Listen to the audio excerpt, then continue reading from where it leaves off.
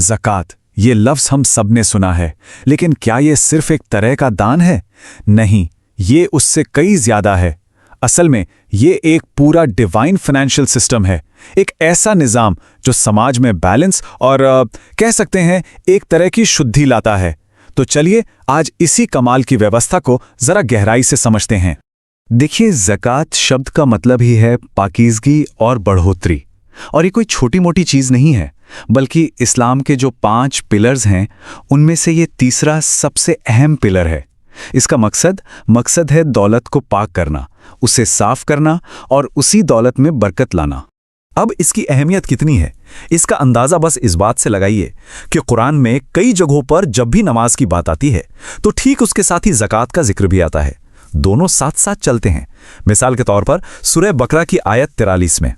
तो चलिए सबसे पहले और सबसे ज़रूरी पॉइंट पर आते हैं, ज़कात। ये सिर्फ कोई ऑप्शनल अच्छा काम नहीं है, नहीं, ये इस्लाम का एक फ़र्ज़ है, एक ज़रूरी पिलर है, और इसे नज़रअंदाज करना मतलब ये एक बहुत ही सीरियस मामला है। आप इतिहास उठाकर देख लीजिए, जब पैगंबर मोहम्मद सल्लल्लाहु अलैहि वसल्लम इस दुनिया से चले गए तो कुछ कबीलों ने ज़कात देने से साफ इनकार कर दिया। जानते हैं क्या हुआ? पहले खलीफा अबू बकर रज़ियल्लाहु अन्हु ने उनके खिलाफ जंग तक का ऐलान कर दिया था। सोचिए, जंग सिर्फ ज़कात ना देने पर। इससे साफ पता चलता है कि ये कितना नॉन नेगोशिएबल, कितना ज़रूरी फ़र्ज़ है। अच्छा, तो अगला सवाल दिमाग में ये आता है कि आखिर ये ज़कात देनी किसको है? क्या हर किसी को देनी पड़ती है? देखिए, यहाँ एक बड़ा दिलचस्प पॉइंट है। ज़कात की जिम्मेदारी असल में उस दौलत पर है, उसके मालिक पर नहीं। मतलब अगर किसी के पास एक खास लिमिट से ज़्यादा दौलत है तो उस दौलत पर ज़कात देना फ़र्ज़ हो जाता है, फिर चाहे वो दौलत किसी मर्द की हो, औरत की, या यहाँ तक कि किसी बच्चे की। हाँ, जाहिर है जो बच्चे हैं या जिनकी दिमागी हालत ठीक नहीं है, उनकी तरफ से उनके गार्जियन या सरपरस्त ये ज़कात अदा करते हैं।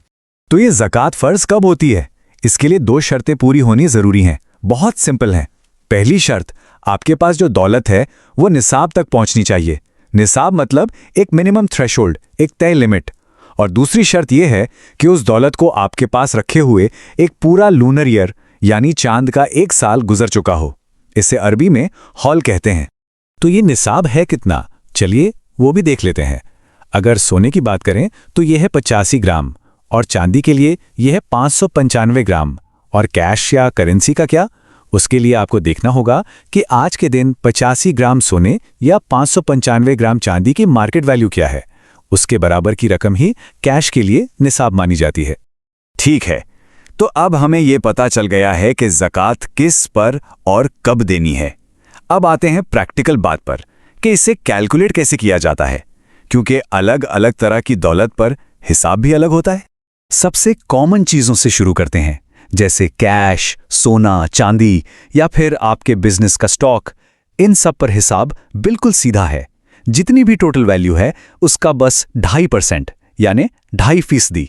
हाँ, और ये मत सोचिए कि ज़कात सिर्फ कैश या सोने चांदी पर है। नहीं, इसका दायरा काफ़ी बड़ा है। इसमें बिजनेस का माल, खेती से हुई पैदावार, यहाँ तक कि आपके जानवर जैसे ऊंट, गाय, बकरियां, और अगर कोई खजाना मिल जाए तो उस पर भी ज़कात लागू होती है।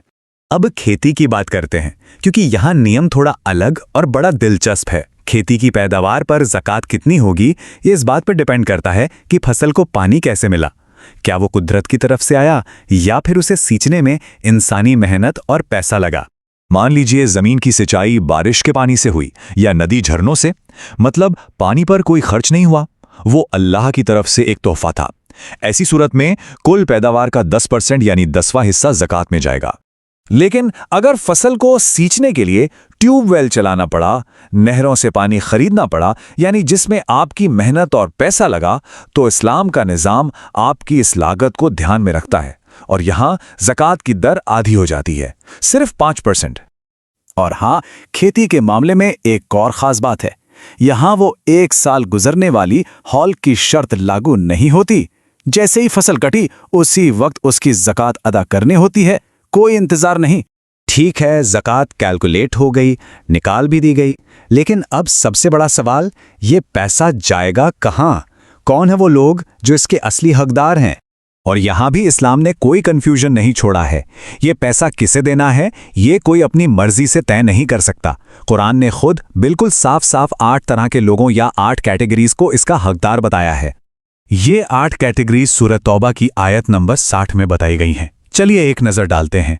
सबसे पहले गरीब, फुकरा, फिर ज़रूरतमंद, मसाकीन, वो लोग जो ज़कात जमा करने का काम करते हैं, वो लोग जिनके दिल इस्लाम की तरफ लाने हैं, गुलामों को आज़ाद कराने के लिए, जो लोग कर्ज में डूबे हुए हैं, अल्लाह के रास्ते में यानी दीनी कामों के लिए, और आखिर में वो मुसाफिर जो सफ़र में ज़रूरतमंद हो गए हों।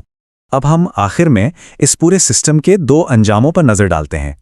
एक तरफ वो शानदार इनाम है जो ज़कात देने वालों के लिए है, और दूसरी तरफ वो सख्त चेतावनी जो इसे रोकने वालों का इंतजार कर रही है। ज़कात देने का इनाम क्या है? एक हदीस में इतनी खूबसूरत मिसाल दी गई है, ज़रा सुनिए। कहा गया कि जब कोई सदका देता है तो अल्लाह उसे अपने हाथ में लेता है और उसे ऐसे पालता पोसता है जैसे कोई अपने घोड़े के बच्चे को बड़े प्यार से पालता है, और वो छोटा सा सदका बढ़ते बढ़ते एक पहाड़ जितना बड़ा हो जाता है।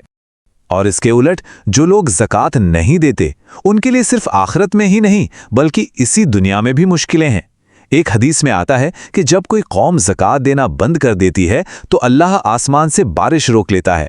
सोचिए, पूरी की पूरी कौम पर सूखा और मुसीबत आ जाती है। और आखिरत का अंजाम तो और भी डराने वाला है। सही बुखारी की एक हदीस में एक बहुत ही खौफनाक मंजर खींचा गया है। बताया गया कि जिस दौलत की ज़कात नहीं दी गई वो क़यामत के दिन एक जहरीले सांप की शक्ल ले लेगा, और वो सांप अपने मालिक के गले से लिपट जाएगा, उसके जबड़ों को नोचेगा और कहेगा, मैं हूं तेरी दौलत, मैं हूं तेरा खजाना। तो आखिर में ये एक सवाल हमारे सोचने के लिए है, हम अपनी दौलत को देखते कैसे हैं? क्या ये एक इम्तिहान है, हमारे पास एक अमानत है, या फिर समाज की बेहतरी के लिए एक जरिया? ज़कात हमें इसी सवाल पर सोचने पर मजबूर करती है।